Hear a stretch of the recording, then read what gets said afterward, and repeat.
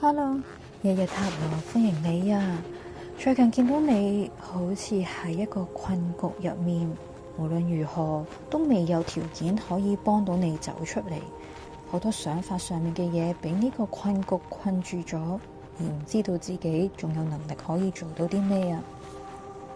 水晶卡嘅黃晶想俾個自我肯定你，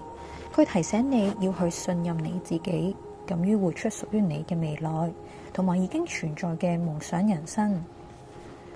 而另外琥珀嘅水晶卡想話俾你知，你絕對係安定同富足噶，多啲去運用你嘅想象力，就可以為你嘅人生帶嚟無限嘅繁榮、富足同埋興旺。今日不妨放輕鬆，乜嘢都唔好做，可以坐喺公園，坐喺戶外任何一個你喜歡嘅地方，好好地去感受由太陽照射出地球帶俾你嘅溫暖同埋力量啦。放慢啲去想象，你其實已經擁有好多，亦都有足夠嘅能力去創造你想要嘅人生，而唔係創造一個困局俾自己啊！祝福你一切順利啊！